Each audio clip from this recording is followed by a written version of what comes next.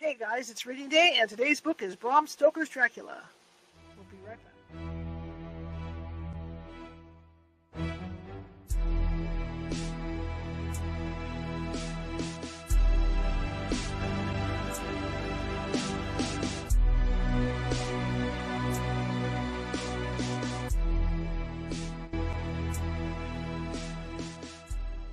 Grab your popcorn and snacks. Find a comfy spot, take a seat or lie down, and let me transport you to a place of fantasy, ghost stories, ancient legends, odd creatures, alien encounters, and other magical topics. You may even decide to join the conversation. From faraway lands to your own backyard, with a small dash of pixie dust, turn out the lights and open your minds. The journey is about to begin. Happy Sunday, everybody. Welcome, welcome, welcome. My name is Charlotte. I'm going to be your host for the next hour. I'm also the owner of the California Haunts Paranormal Investigation Team based out of lovely and hot, like hell, Sacramento, California. We are 45 strong up and down the state, which means if you think you have a paranormal need in your home or business, we can help you out. It might take us a while to get to you, but we can help you. And in the case that it does take us a couple days to get to you, we do have psychics on staff who can phone you and talk to you about what may or may not be going on. And in most cases, they can calm the energy down. I want to welcome everybody. It's Sunday. This is a Sunday reading day, and this is the day that I read from a paranormal type book. It could either be true ghost stories, or it could be fictional ghost stories, or like this one from the classics, Bram Stoker's Dracula. And the reason why I get to read this online is because this book is out of copyright. So there's no danger of getting in trouble for reading it. And if you're interested in finding a bunch of really cool books, the reason why they're out of copyright is because they were written between maybe the 1600s or the 1700s all the way till 1944, and so all that stuff has fallen out of copyright. So there's like thousands of books over at Project Gutenberg. It's Gutenberg. Got it backwards. And there's thousands of books. All you have to do is Google whatever you want to try to read about. Old stuff, but fascinating read. And we've read some paranormal stuff by investigators back from the 1800s, and learned all kinds of new old techniques to use out in the field with our team. All right. That being said, if you're watching from Facebook, and a lot of you are today, please feel free to hit that follow button if you haven't done so already. And also, if you like what you hear and see today, please hit that thumbs up, happy face, or just show me some love. Show me some love. Also, YouTube works the same way. Okay, if you haven't subscribed already and you're watching from YouTube, please feel free to do so.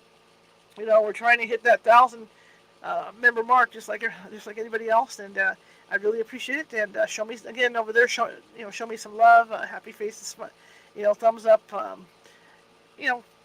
And subscribe. Again, like I said, subscribe. Also, over at Twitch, same thing works that way at Twitch. In addition to that, if you chat amongst yourselves in the chat room, or you stop in to say hello in the chat room, I'll say hello back. You stop in to say hello in the chat room, that helps too. And what that does, because all these social media places work the same, right? Even TikTok. Like TikTok with the likes, it's a little different. You have to double tap the screen to get lots of little hearts floating up on TikTok. We're not live on TikTok today because of the air conditioning. You can hear the air conditioner in the background. Right now it's 103 degrees. I'm not turning my AC off for nothing, okay? Because I've been in the house working on different projects in the main house, and there's no AC out there. So I'm glad to be in here right now, finally, with the AC. But anyway, continuing on with that. What that does is that puts us up higher in the For You page. If you ever see that come up and hear somebody talk about the FYP page, that is what that is. It's the For You page. And what that does is, like on Facebook, if you look on your Facebook page and you scroll down, you'll see some stuff come up in a row. Not the reels, but the other stuff that comes up with different people that might share your interests, or Facebook thinks that you might know them. That's the For You information. Just like you'll see pages come up like, oh yeah, you're into paranormal, well, here's this page, check this out. So that's what the For You page is, and that's what it does. It'll put us in the For You page. So the more you comment, the more you comment, the more you follow, the more you give me the thumbs up, you'll come up in the For You page. And that works the same way for YouTube and Twitch and all the other social media pages. All right, getting back to today. Sunday after 4th of July, everybody's on vacation. Maybe they're coming home, maybe they're still on vacation. Well, that's the whole point of this. Like I say in the beginning, grab your popcorn and snacks, put your feet up, put your fuzzies on, and we're here to relax, to slide into tomorrow.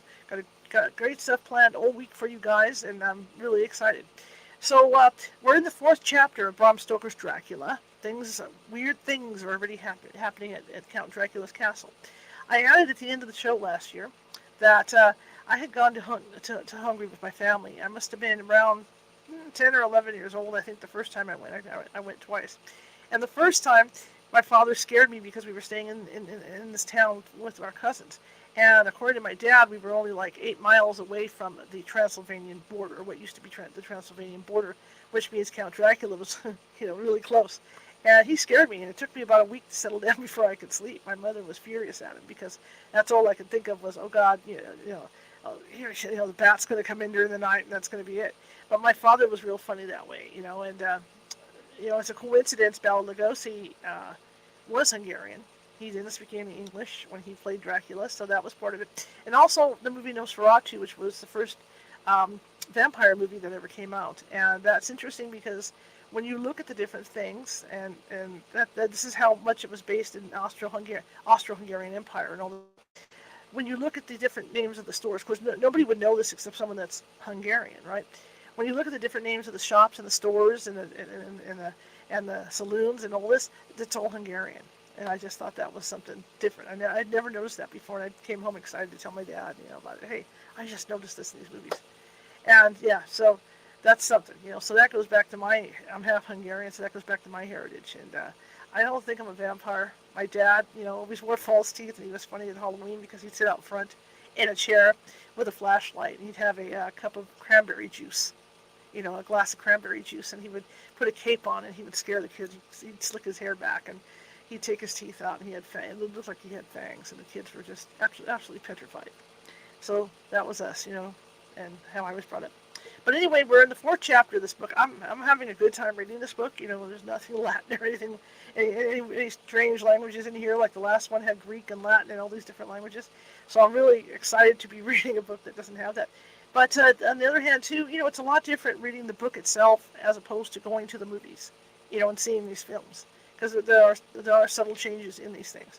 So I'm really enjoying this. So what I'll do today is I'll read for about an hour. I'll read 1 to 2 chapters, and depending on when I get done. So if I look up and say, okay, we got we'll say 7 p.m. rolls around, and I'll just look up and say, hey, there's a little more to read in this. Let's just continue, because I don't like to stop in the middle of a chapter. So we'll just do with that. Usually I can get through 2 chapters at a session. So it's 6:07 now, so we'll go to 7:07 probably. And I hope you enjoy this book as much as I have. And like I said, check all these books out at Project Gutenberg, because they're all free and they're all copyright free. So if you have a podcast and you want to read books, because there are podcasts that do nothing but read books, this is the way to do it, because they're all copyright free. Okay? All right. Here we go. And Bram Stoker's Dracula, Chapter 4, Jonathan Harker's Journal, continue. To give you a quick update, too, with Jonathan Harker, the Count had told him to stick to his own bedroom, his own guest room, and he decided to wander around the castle, found this other guest room, decided to sleep there, and Dracula's wives came down after him, or Dracula's women. I don't know if their wives or what they are, but they came after him, and Dracula had to rescue him. So this is the aftermath of that. So we're continuing. So Chapter 4, Jonathan Harker's Journal, continued. I awoke in my own bed. If it be that I had not dreamt, the Count must have carried me here. I tried to satisfy myself on the subject, but could not arrive at any unquestionable result. To be sure, there were certain small evidences, such as that my clothes were folded and laid in a manner, which was not I almost just threw this across the room, habit. My watch was still unwound, and I'm rigorously accustomed to wind it the last thing before going to bed, and many other details. But these things are no proof, for they may have been evidences that my mind was not as usual, and, from some cause or another, I had certainly been much upset. I must watch for proof. Of one thing I'm glad. If it was that the Count carried me here and undressed me, he must have been hurried at his task, for my pockets are intact. I'm sure this diary would have been a mystery to him, which he would not have brooked. He would have taken or destroyed it. As I look around this room, although it has been to me so full of fear, it is now a sort of sanctuary, for nothing can be more dreadful than those awful women who were, who are, waiting to suck my blood. 18 May. I have been down to look at the room again in daylight, for I must know the truth. When I got to the doorway at the top of the stairs, I found it closed. It had been so forcibly driven against the jamb that part of the woodwork was splintered. I could see that the bolt of the lock had not been shot, but the door is fastened from the inside. I fear it was no dream. I must act on this surmise. 19 May.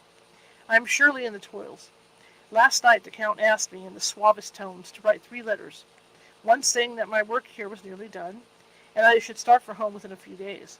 Another, that I was starting on the next morning from the time of the letter, and the third, that I had left the castle and arrived at Bistritz. I would fain have rebelled, but felt that, in the present state of things, it would be madness to quarrel openly with the Count, whilst I am so absolutely in his power, and to refuse would be to excite his suspicion and to arouse his anger. He knows that I know too much, and that I must not live, lest I be dangerous to him. My only chance is to prolong my opportunities. Something may occur which will give me a chance to escape. I saw in his eyes something of that gathering wrath which was manifest when he hurled that fair woman from him.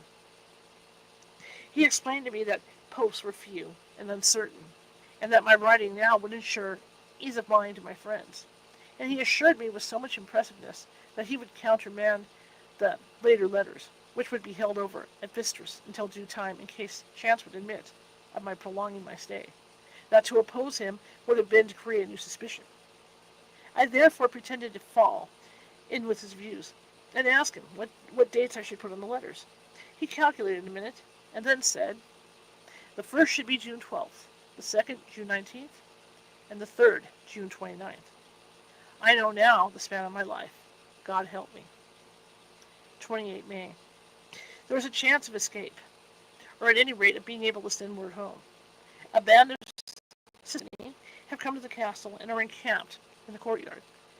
These Ciscani are gypsies. I have notes of them in my book. They are peculiar to this part of the world, though allied to the ordinary gypsies all the world over. Interesting because he spells gypsy Gipsies. Okay. There are thousands of them in Hungary and Transylvania, who are almost outside old law. They attach themselves as a rule to some great noble or boyar, and call themselves by his name.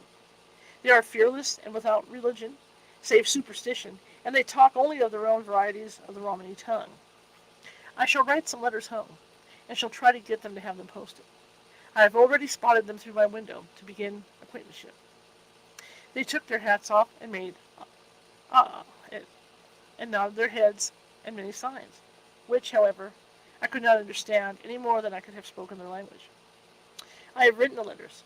Mina's is in shorthand, and I simply asked Mr. Hawkins to communicate with her. To her I have explained my situation, but without the horrors which I may only surmise. It would shock and frighten her to death were I to expose my heart to her. Should the letters not carry, then the Count shall not yet know my secret, or the extent of my knowledge. I have given the letters. I threw them through the bars of my window with a gold piece, and made what signs I could to have them posted. The man who took them pressed them to his heart, and bowed, and then put them in his cap. I could do no more. I stole back to the study, and began to read. As the Count did not come in, I have written here. The Count has come. He sat down beside me, and said in his smoothest voice, as he opened 2 letters, the Ciscani has given me these, of which, though I know not whence they come, I shall, of course, take care. See? He must have looked at it. One is from you, and to my friend Peter Hawkins. The other, here, he caught sight of the strange symbols as he opened the envelope, and the dark look came into his face, and his eyes blazed wickedly. The other is a vile thing, an outrage upon friendship and hospitality. It is not signed. Well, so it cannot matter to us. And he calmly held the letter and envelope in the flame of the lamp till they were consumed. Then he went on. The letter to Hawkins, that I shall, of course, send on, since it is yours. Your letters are sacred to me. Your pardon, my friend, that unknowingly I did break the seal. Will you not cover it again? He held out the letter to me, and with a courteous bow handed me a clean envelope. I could only redirect it and hand it to him in silence. When he went out of the room, I could hear the key turn softly. A minute later, I went over and tried it, and the door was locked. When an hour or two after, the Count came quietly into the room, his coming awakened me, for I had gone to sleep on the sofa. He was very courteous and very cheery in his manner, and seeing that I had been sleeping, he said, "So, my friend, you are tired? Get to bed. There is the surest rest. I may not have the pleasure to talk tonight, since there are many labors to me, but you will sleep, I pray." I passed to my room and went to bed, and, strange to say, slept without dreaming. Despair has its own calms. 31 May. This morning, when I woke, I thought I would provide myself with some paper and envelopes from my bag and keep them in my pocket, so that I might write in case I should get an opportunity. But again, a surprise. Again, a shock. Every scrap of paper was gone, and with it all my notes, my memoranda relating to the railways and travel, my letter of credit, in fact, all that might be useful to me were at once outside the castle. I sat and pondered a while, and then some thought occurred to me, and I made sure of my own portmanteau and in the wardrobe where I had placed my clothes. The suit in which I had traveled was gone, and also my overcoat and rug. I could find no trace of them anywhere. This looked like some new scheme of villainy. 17 June. This morning, as I was sitting on the edge of my bed, cudgeling my brains, I heard, without a cracking of whips and pounding and scraping of horses' feet, up the rocky path beyond the courtyard. With joy I hurried to the window, and saw driving into the yard 2 great leader wagons, each drawn by 8 sturdy horses, and at the head of each pair a Slovak, with his wide hat, great nail-studded belt, dirty sheepskin, and high boots. They had also their long staves in hand. I ran to the door, intending to descend and try to join them through the main hall, as I thought that way might be open for them. Again, a shock. My door was fastened on the outside. Let's remember the name of different, peoples, like these Slovak in here. This was written in the 1800s, early 1900s. So this is going to be different. So just bear with me. Don't turn me into the internet police. This is just the way it was back then. Okay, guys? Then I ran to the window and cried to them. They looked up at me stupidly and pointed. But just then the hetman of the Saguenay came out, and seeing them pointing to my window, said something at which they laughed. Henceforth, no effort of mine, no piteous cry or agonized entreaty would make them even look at me. They resolutely turned away. The leader wagons contained great square boxes, with handles of thick rope. These were evidently emptied by the ease which the Slovaks handled them, and by their residents, as they were roughly moved. When they were all unloaded and packed in a great heap in one corner of the yard, the Slovaks were given some money by the Saguenay, and spitting on it for luck, lazily went each to his horse's head. Shortly afterwards, I heard the cracking of their whips die away in the distance. 24 June. Before morning last night, the Count left me early and locked himself into his own room. As soon as I dared, I ran up a winding stair and looked out the window, which opened south. I thought I would watch for the Count, for there is something going on. The Saguenay are quartered somewhere in the castle, and are doing work of some kind. I know it, for now. And then I hear a faraway muffled sound, as of a mattock and spade, and whatever it is, it must be the end of some ruthless villainy. I had been at the window somewhat less than half an hour, when I saw something coming out of the Count's window. I drew back and watched carefully, and saw the whole man emerge. It was a new shock to me, to find that he had the suit of clothes which I had worn whilst traveling here, and slung over his shoulder the terrible bag which I had seen the women take away. There could be no doubt as to his quest, and in my garb too. This, then, is his new scheme of evil, that he will allow others to see me as they think, so that he may both leave evidence that I have been seen in towns or villages posting my own letters, and that any wickedness which he may do shall be by the local people attributed to me.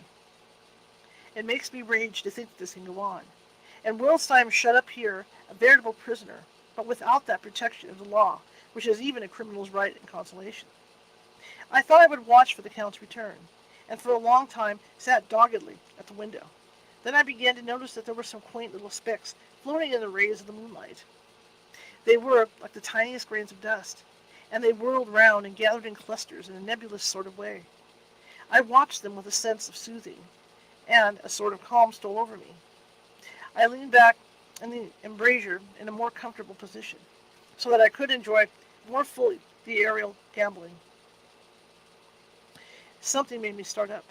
A low, piteous howling of dogs, somewhere far in the valley, which was hidden from my sight. Louder it seemed to ring in my ears, and the floating motes of dust to take new shapes to the sound as they danced in the moonlight. I felt myself struggling to awake to some call of my instincts. Nay, my very soul was struggling, and my half-remembered sensibilities were striving to answer the call. I was becoming hypnotized. Quicker and quicker danced the dust. The moonbeams seemed to quiver as they went by me into the mass of gloom beyond. More and more they gathered till they seemed to take dim phantom shapes. And then I started, broad awake and in full possession of my senses, and ran screaming from the place. The phantom shapes which were becoming gradually materialized from the moonbeams were those of the three ghostly women to whom I was doomed. I fled, and felt somewhat safer in my own room, where there was no moonlight and where the lamp was burning brightly. When a couple of hours had passed, I heard something stirring in the Count's room, something like a sharp wail quickly suppressed, and then there was silence, deep, awful silence, which chilled me. With a beating heart, I tried the door, but I was locked in my prison, and could do nothing.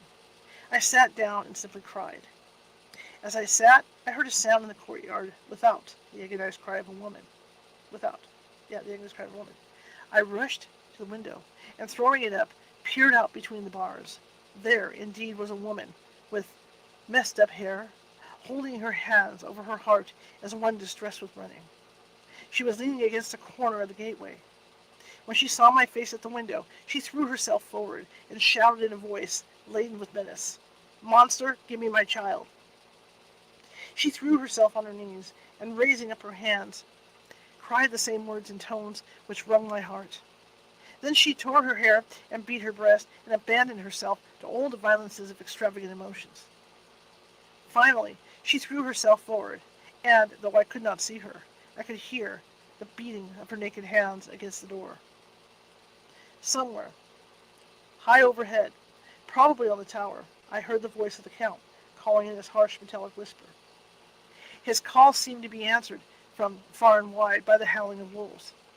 Before many minutes had passed, a pack of them poured, like a pent-up dam when liberated, through the wide entrance into the courtyard. There was no cry from the women, and the howling of the wolves was but short. Before long they streamed away singly, licking their lips.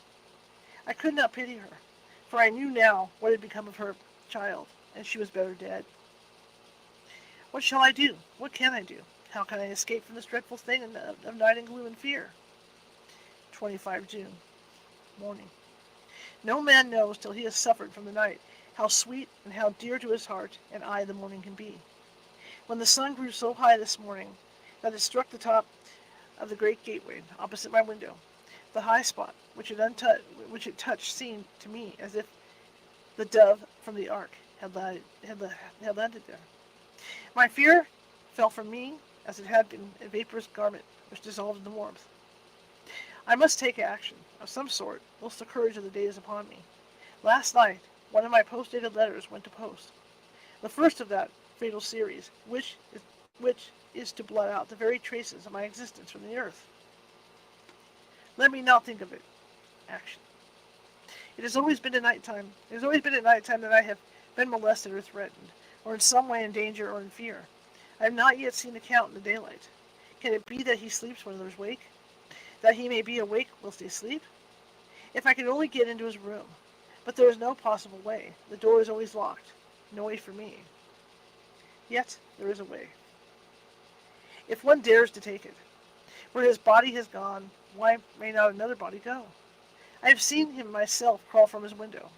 Why should I not imitate him and go in by his window? The chances are desperate, but my need is more desperate still. I shall risk it. At worst, it can only be death, and a man's death is not a calf's, and the dreaded. Hereafter may still be open to me. God help me in my task. Goodbye, Mina. If I fail, goodbye, my faithful friend and second father. Goodbye. Goodbye all, and last of all, Mina. Same day later. I have made the effort, and God, helping me, have come safely back to this room. I must put down every detail in order.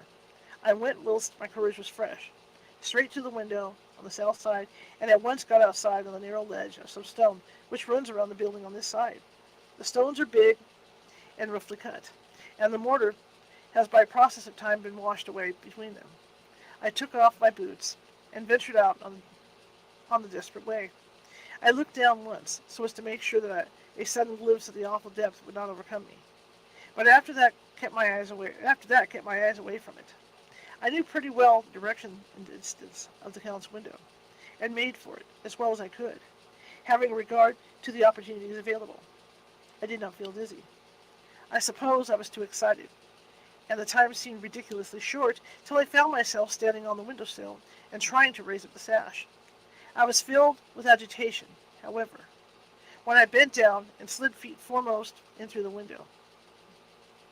Then I looked around for the Count, but, with surprise and gladness, made the discovery. The room was empty. It was barely furnished with odd things, which seemed to have never been used. The furniture was something the same style as that in the south rooms, and was covered with dust. I looked for the key, but it was not in the lock, and I could not find it anywhere. The only thing I found was a great heap of gold in one corner, gold of all kinds, Roman and British, and Austrian and Hungarian, and Greek and Turkish money, covered with a film of dust, as though it had lain long in the ground. None of it, that I noticed, was less than 300 years old. There were also chains and ornaments, some jeweled, but all of them old and stained. At one corner of the room was a heavy door. I tried it, for since I could not find the key of the room or the key of the outer door, which was the main object of my search, I must make further examination, or all my efforts would be in vain. It was open, and led through a stone passage to a circular stairway which went steeply down. I descended, minding carefully where I went, for the stairs were dark, being only lit by loopholes in the heavy masonry. At the bottom there was a dark tunnel-like passage, through which came a deathly sickly odor, the odor of old earth newly turned. As I went through the passage, the smell grew closer and heavier. At last I pulled open a heavy door, which stood ajar, and found myself in an old, ruined chapel, which had evidently been used as a graveyard. The roof was broken, and in two places were steps leading to vaults, but the ground had recently been dug over, and the earth placed in great wooden boxes, manifestly those which had been brought in by the Slovaks. There was nobody about, and I made search for any further outlet, but there was none. Then I went over every inch of the ground, so as not to lose a chance. I went down even into the vaults, where the dim light struggled, although to do so was a dread to my very soul. Into two of these I went, but saw nothing, except fragments of old coffins and piles of dust in the third. However, I did make a discovery. There, in one of the great boxes, of which there were 50 in all, on a pile of newly dug earth, lay the Count. He was either dead or asleep. I could not say which, for the eyes were open and stony, but without the glassiness of death, and the cheeks had warmth of life through all their pallor. The lips were as red as ever, but there was no sign of movement, no pulse, no breath, no beating of the heart. I bent over him and tried to find any sign of life, but in vain. He could not have lain there long, for the earthly smell would have passed away in a few hours. By the side of the box was its cover, pierced with holes here and there. I thought he might have the keys on him, but when I went to search, I saw the dead eyes, and in them, dead though they were, such a look of hate, though unconscious of me or my presence, that I fled from the place, and leaving the Count's room by the window, crawled again up the castle wall, regaining my room. I threw myself, panting, upon the bed and tried to think. 29 June. Today is the date of my last letter, and the Count has taken steps to prove that it was genuine, for again I saw him leave the castle by the same window and in my clothes. As he went down the wall, lizard fashion, I wished I had a gun or something lethal or some lethal weapon, that I might destroy him. But I fear that no weapon wrought alone by man's hand would have any effect on him. I dared not wait to see him return, for I had feared to see those weird sisters. I came back to the library, and read there till I fell asleep. I was awakened by the Count, who looked at me as grimly as a man can look, as he said, "Tomorrow, my friend, we must part. You return to your beautiful England. I to some work which may have such an end that we may never meet. Your letter home has been dispatched. Tomorrow I shall not be here, but all shall be ready for your journey. In the morning come to the Stokers, who have some labors of their own here, and also come some Slovaks. When they have gone, my carriage shall come for you, and shall bear you to the Borgo Pass to meet the diligence from Bukovina to Bistritz. But I am in hopes that I shall see more of you at Castle Dracula." I suspected him, and determined to test his sincerity. Sincerity, it seems like a profanation of the word to write it in connection with such a monster. So asked him point blank, "Why may I not go tonight?" "Because, dear sir, my coachman and horses are away on a mission." "But I would walk with pleasure. I want to get away at once." He smiled, with a soft, smooth, diabolical smile, that I knew there was some trick behind his smoothness. He said, "And your baggage?" "I do not care about it. I can send for it some other time." The Count stood up, and said with a great, sweet courtesy, which made me rub my eyes, because it seemed so real, "You English have a saying which is close to my heart, for its spirit is that which rules our boyars. Welcome, the coming speed, the parting guest. Come with me, my dear young friend. Not an hour shall you wait in my house against your will. Though sad am I at your going, and that you so suddenly desire it. Come." With a stately gravity, he, with the lamp, preceded me down the stairs and along the hall. Suddenly he stopped. Hark! Close at hand came the howling of many wolves. It was almost as if the sound sprang up at the rising of his hand, just as the music of a great orchestra seems to leap under the baton of the conductor. After a pause of a moment, he proceeded, in a stately way, to the door, drew back the ponderous bolts, unhooked the heavy chains, and began to draw it open. To my intense astonishment, I saw that it was unlocked. Suspiciously, I looked all around, but I could see no key of any kind. As the door began to open, the howling of the wolves without grew louder and angrier. Their red jaws, with chomping teeth, and their blunt-clawed feet as they leaped, came in through the opening door. I knew then that the struggle at the moment against the Count was useless. With such allies as these at his command, I could do nothing. But still the door continued slowly to open, and only the Count's body stood in the gap. Suddenly it struck me that this might be the moment and means of my doom. I was to be given to the wolves, and at my own instigation. There was a diabolical wickedness in the idea, great enough for the Count, and at last chance I cried out, "Shut the door! I shall wait till morning," and covered my face with my hands to hide my tears and bitter disappointment. With one sweep of his powerful arm, the Count drew the door shut, and the great bolts clanged and echoed through the hall as they shot back into their places. In silence, we returned to the library, and after a minute or two, I went to my own room. "Hello, Marisa." The last time I saw Count Dracula was his kissing his hand to me, with a red light of triumph in his eyes, and with a smile that Judas in hell might be proud of. When I was in my room, and about to lie down, I thought I heard a whispering at my door. I went to it and softly listened. Unless my ears deceived me, I heard the voice of the Count. "Back, back, to your own place. Your time has not yet come. Wait, have patience. Tonight is mine. Tomorrow night is yours." There was a low, sweet ripple of laughter, and in a rage I threw open the door, and saw without the three terrible women licking their lips. As I appeared, they all joined in a horrible laugh and ran away. I came back to my room and threw myself on my knees. It is then so near the end? Tomorrow, Lord help me, and those to whom I am dear. 30 June, morning. These may be the last words I ever write in this diary. I slept till just before the dawn, and when I awoke, threw myself on my knees for I determined that if death came, he should find me ready. At last I felt a subtle change in the air, and knew that morning had come. Then came the welcome cock-crow, and I felt like I was safe. With a glad heart I opened my door and ran down to the hall. I had seen if the door was unlocked, and now escape was before me. With hands that trembled with eagerness, I unhooked the chains and drew back the massive bolts. But the door would not move. Despair seized me. I pulled and pulled at the door, and shook it till, massive as it was, it rattled in its casement. I could see the bolts shot. It had been locked after I left the Count. Then a wild desire took me to obtain the key at any risk, and I determined then and there to scale the wall again and enter the Count's room. He might kill me, but death now seemed the happier choice of evils. Without pause, I rushed up to the east window and scrambled down the wall, as before, into the Count's room. It was empty, but this was as I expected.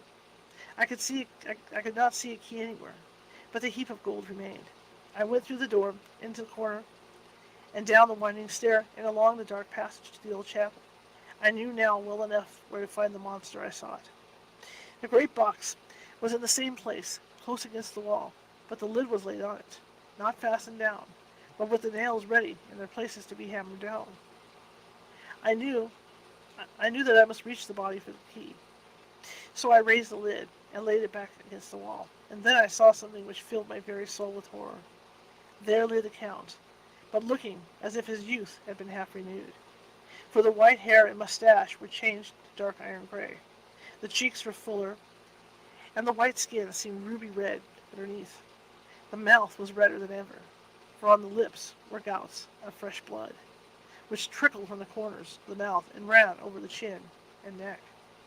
Even the deep burning eyes seemed set amongst swollen flesh, for the lids and pouches underneath were bloated. It seemed as if the whole awful creature were simply gorged with blood. He lay like a filthy leech, exhausted with his exhausted. Okay, I can't pronounce this other word.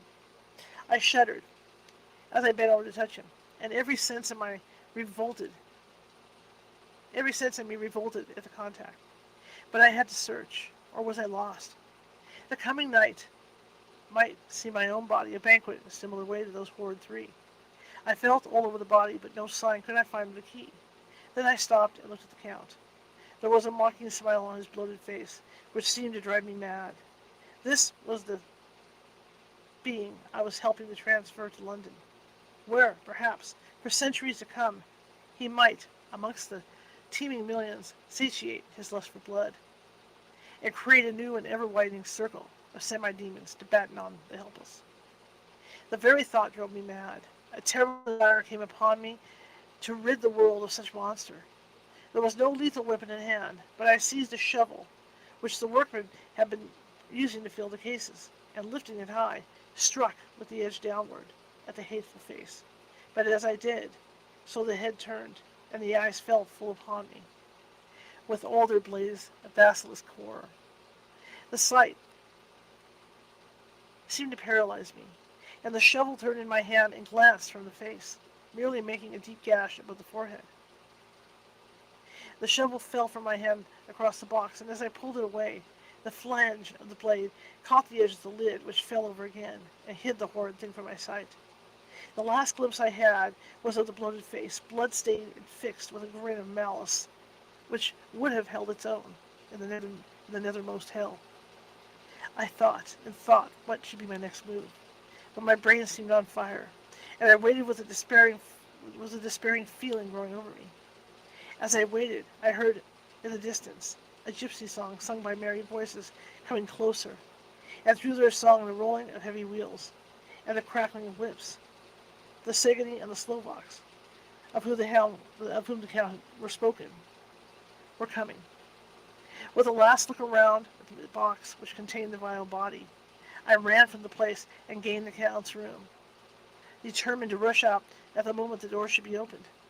With strained ears I listened, and heard downstairs the grinding of the key in the great lock, and the falling back of the heavy door. There must have been some other means of entry, or someone had a key for one of the locked doors. Then there came the sound of many feet, tramping and dying away in some passage, which set up a clanging echo. I turned to run down again towards the vault, where I might find the new entrance. But at the moment there seemed to come a violent puff of wind, and the door of the winding stair blew to with a shock that set the dust from the lintels flying. When I ran to push it open, I found that it was hopelessly fast. I was again a prisoner, and the net of doom was closing around me more closely. As I write, there is in the passage below a sound of many tramping feet, and the crash of weights being set down heavily, doubtless the boxes, with their freight of earth. There is a sound of hammering. It is the box being nailed down.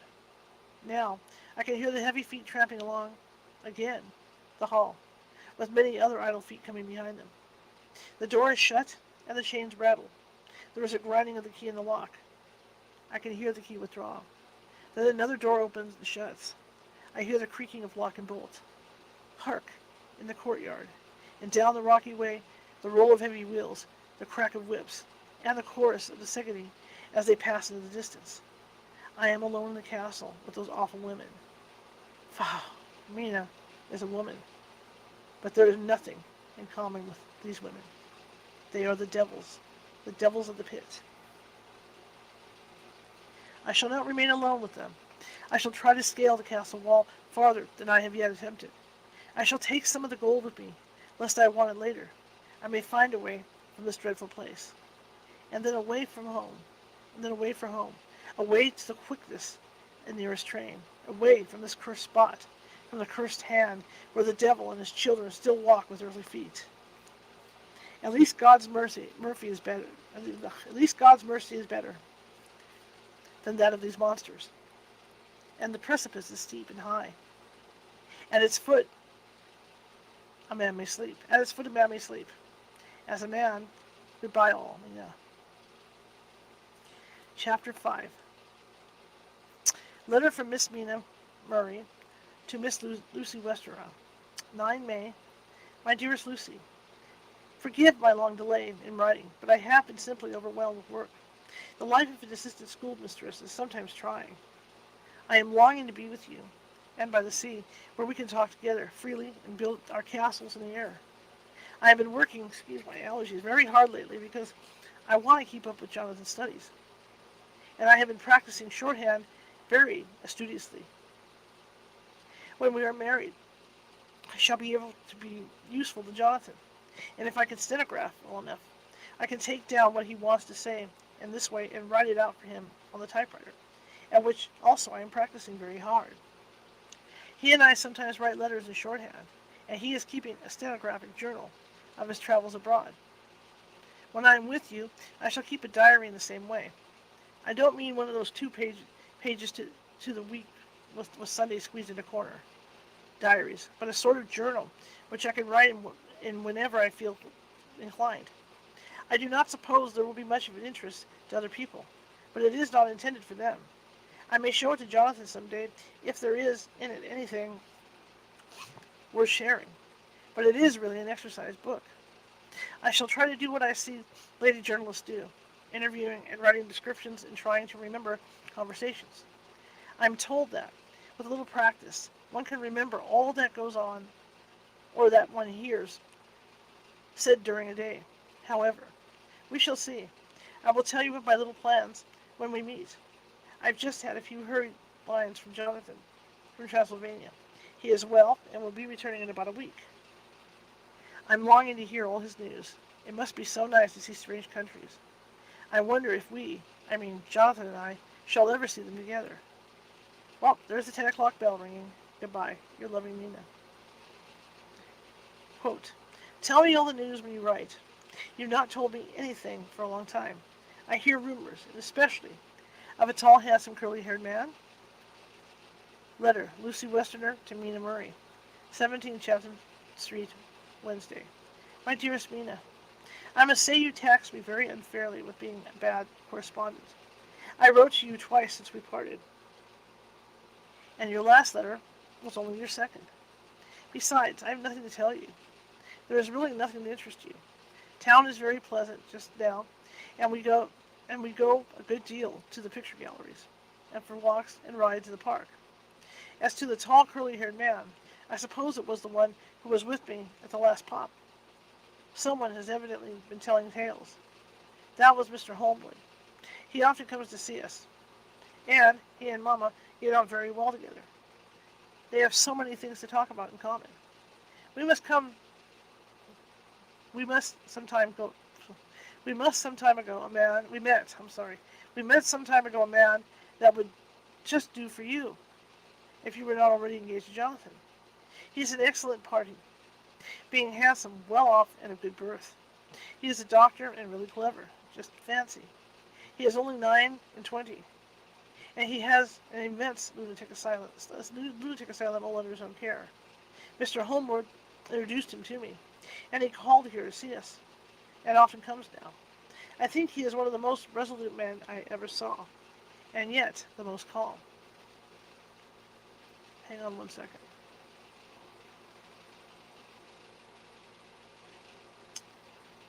Okay. He seems absolutely imparable. I had to enlarge the text a little bit. He seems absolutely imparable. Oh, he seems absolutely... I don't know. Imparable. That's the word I get.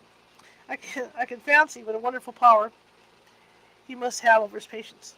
He has a curious habit of looking one straight in the face, as if trying to read one's thoughts. He tries this on very much with me, but I flatter myself he has got a tough nut to crack. I know that from my glass. Do you ever try to read your own face? I do, and I can tell you it is not a bad study, and gives you more trouble than you can well fancy, if you have ever tried it. He says that I afford him a curious psychological study, and I humbly think I do. I do not, as you know, take sufficient interest in dress to be able to describe the new fashions. Dress is a bore. That is a slang again. But never mind. Arthur says that every day. There it is all out. Mina, we have told all our secrets to each other since we were children. We have slept together and eaten together and laughed and cried together, and now, though I have spoken, I would like to speak more. Oh, Mina, couldn't you guess? I love him. I am blushing as I write, for although I think he loves me, he has not told me so in words. But, oh, Mina, I love him. I love him. I love him. There, that does me good. I wish I were with you, dear, sitting by the fire undressing as we used to, and I would try to tell you what I feel. I do not know how I am writing this even to you. I am afraid to stop, or I should tear up the letter, and I don't want to stop, for I do so want to tell you all. Let me hear from you at once, and tell me all that you think about it. Mina, I must stop. Good night. Bless me in your prayers, and, Mina, pray for my happiness. Lucy. P.S. I need not tell you this as a secret. Good night again. We have a quick drink here. Letter. Lucy, West Virginia. Lucy to Mina Murray.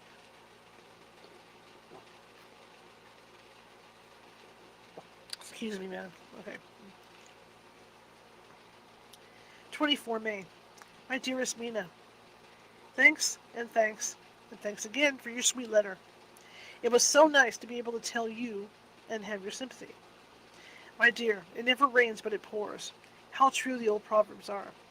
Here I am, who shall be 20 in September, and yet I never had a proposal till today. Not a real proposal. And today I have had 3.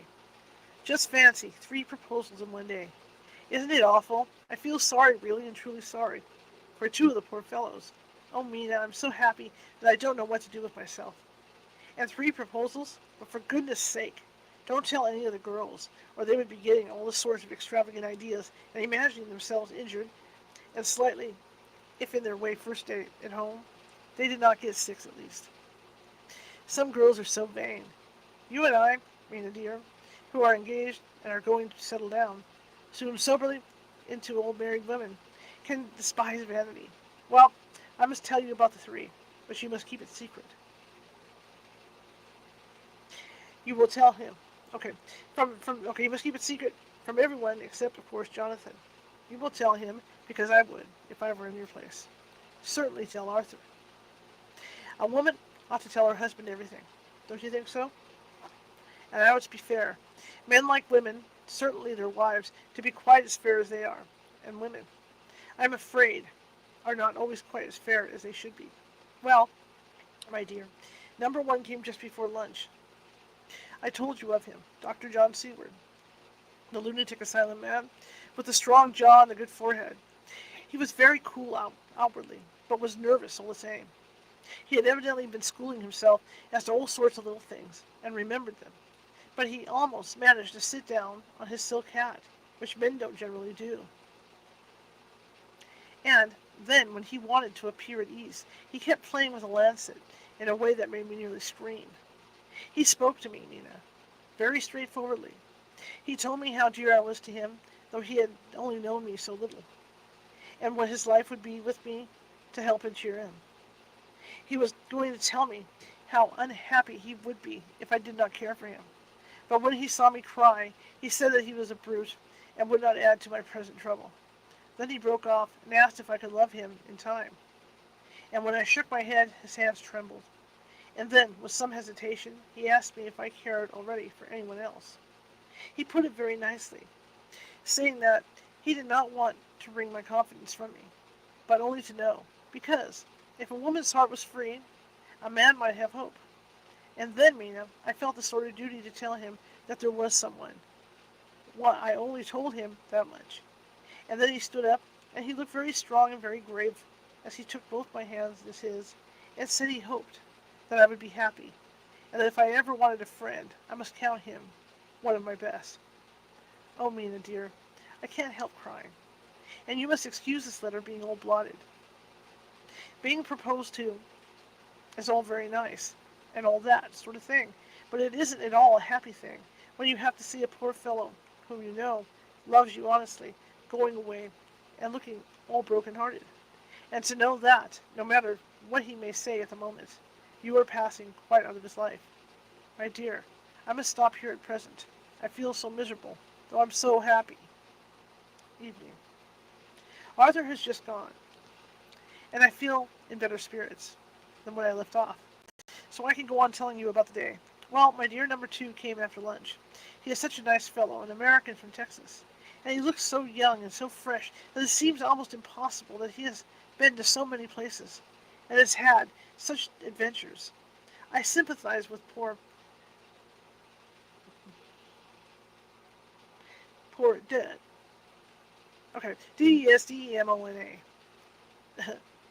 I'm not even going to go there. When she had such a dangerous stream poured in her ear, even by a black man. Okay. Remember? 1900s, guys.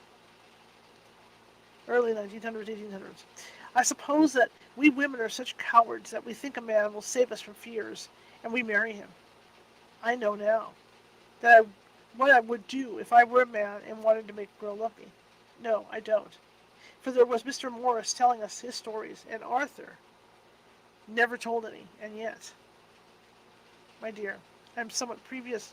Mr. Quincy P. Morris found me alone. It seems that a man always does find a girl alone. No, he doesn't, for Arthur tried twice to make a chance, and I'm helping him all I could. I'm not ashamed to say it now. I must tell you beforehand that Mr. Morris doesn't always speak slang. That is to say, he never does so to strangers or before them, for he is really well educated and has exquisite manners.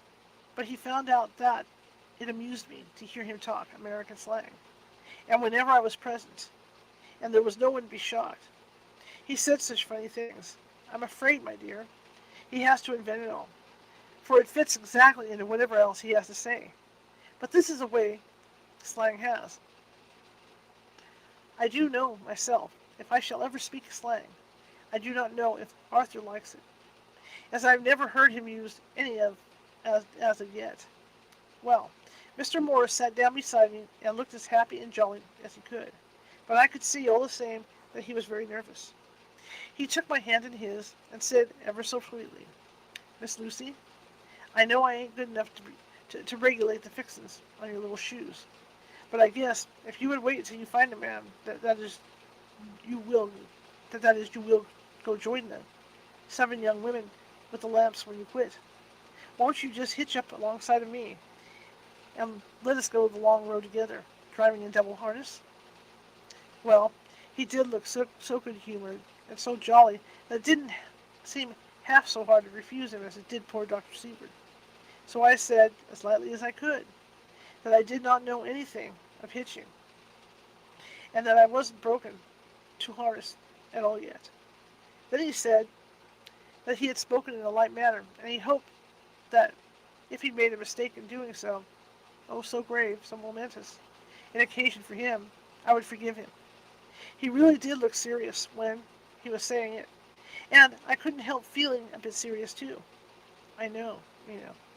You will think me a horrid flirt, though I couldn't help feeling a sort of exhalation that he was number 2 in one day. And then, my dear, before I could say a word, he began pouring out a perfect torrent of love-making, laying his very heart and soul at my feet. He looked so earnest over it that I shall never again think that a man must be playful always, and never earnest, because he is merry at times.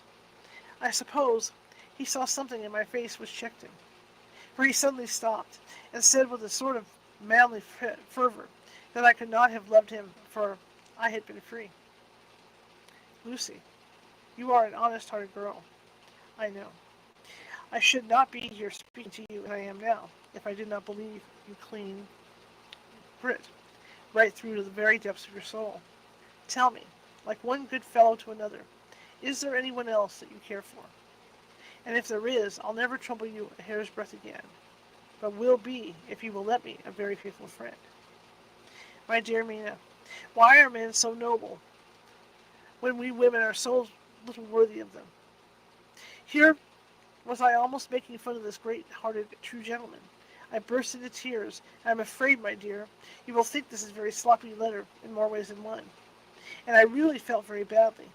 Why can't they let a girl marry 3 men, or as many as want her, and save all this trouble? But this is hearsay, and I must not say it. I am glad to say that, though I was crying, I was able to look into Mr. Morris's brave eyes, and I told him out straight. Yes, there is someone I love, though he has not told me yet that he even loves me. I was right to speak to him so frankly, for quite a light came into his face, and he put out both his hands and took mine. I think I put them into his, and said in a very hearty way, "That's my brave girl. It's better worth being late for a chance of winning you than being in time for any other girl in the world. Don't cry, my dear. It's for me. I'm a hard nut to crack, and I take it standing up. If that other fellow doesn't know his happiness, well, he'd better look for it soon, or he'll have to deal with me. Little girl, your honesty and pluck have made me a friend, and that's rarer than a lover. It's more unselfish anyhow. My dear, I'm going to have a pretty lonely walk between this and the kingdom. Between this and kingdom come. Won't you give me one kiss? It'll be something to keep off the darkness now and then. You can, you know, if you like. For that other good fellow, he must be a good fellow, my dear, and a fine fellow, or you could not love him. Hasn't spoken yet. That quite won me, you know, for it was brave and sweet of him, and noble too, to a rival, wasn't it? And he was so sad. So I leant over and I kissed him. He stood up with my 2 hands in his, and as he looked down into my face, I am afraid I was blushing very much. He said, "Little girl, I hold your hand, and you kissed me.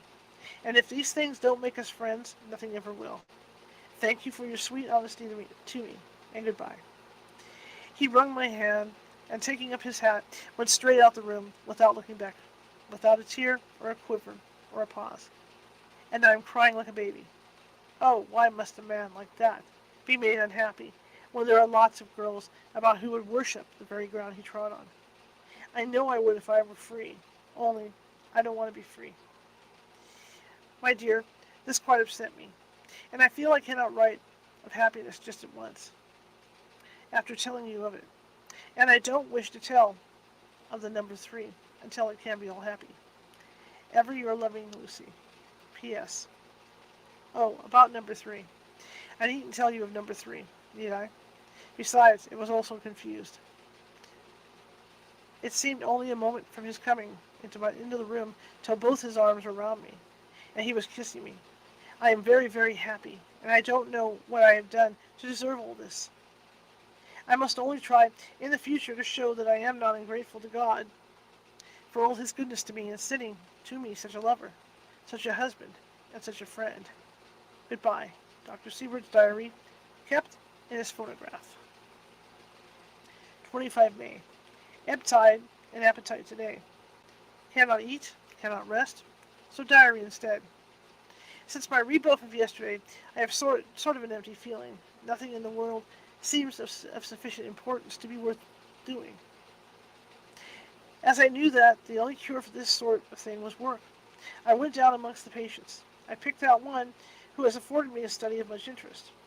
He is so quaint that I am determined to understand him as well as I can. Today, I seem to get nearer than ever before to the heart of his mystery. I question him more fully than I had ever done, with a view to making myself master of the facts of his hallucination. In my manner of doing it, there was, I now see, something of cruelty.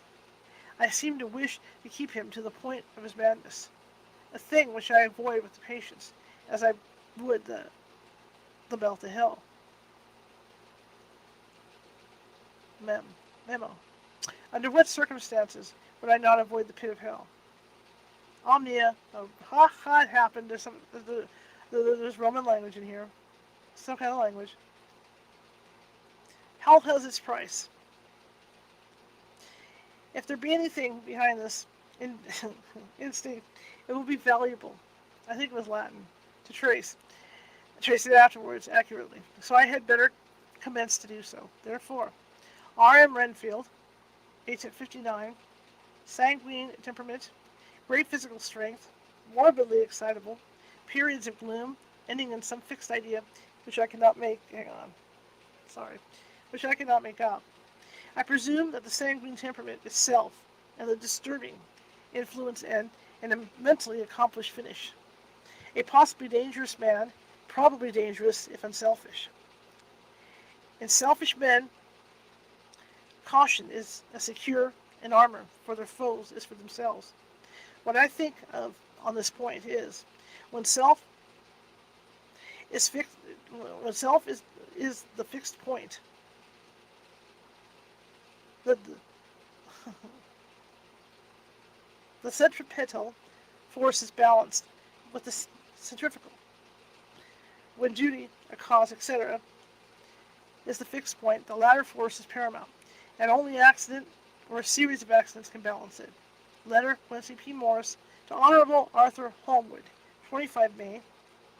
My dear Art, we've told yarns by the campfire in the prairies and dressed one another's wounds after trying a landing at the Marquesas, and drunk health on the shore of Titicaca.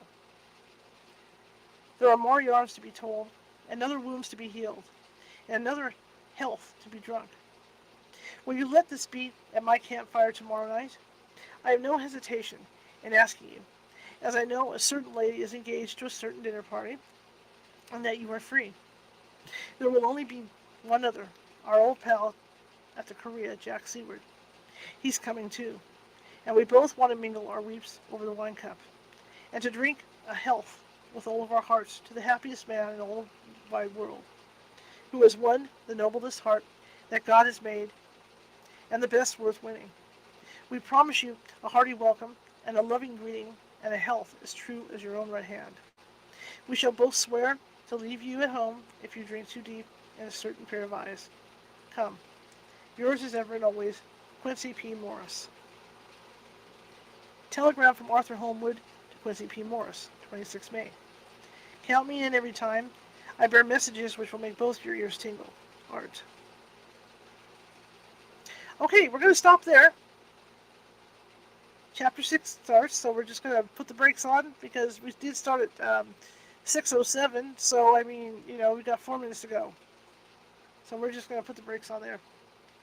This book gets better and better. Like I said, I've never read this. Let me turn this off. But I want to thank everybody for spending their Sunday with me. I really appreciate it. We'll be back next Sunday with more, with more of Bram Stoker's Dracula. But again, I want to thank everybody for joining me tonight. I truly, truly appreciate it. And tomorrow night, we'll be back at 6:30 p.m. Pacific. And my guest, speaking of spooky stories, will be Jim Harold, who has a podcast, radio show titled Campfire Stories, where he tells campfire stories, about ghosts and other things. And so he's going to be here 6:30 p.m. Pacific tomorrow. So I hope to see you there. If you like the show, share it with 5 people. If you hated the show, share it with 5 of your enemies. We're equal opportunity here at California Haunts Radio. Like I said, we're just looking to get the word out about our little old show. But I thank you all for spending your holiday weekend Sunday with me. And I will be more than happy and excited to see you tomorrow. And for everybody that's coming in tonight to hear this off the RSS feed over at Apple and all those other cool podcast places, thank you. Thank you all. Alrighty, guys, I will see you tomorrow. Have a great evening. And, get some rest.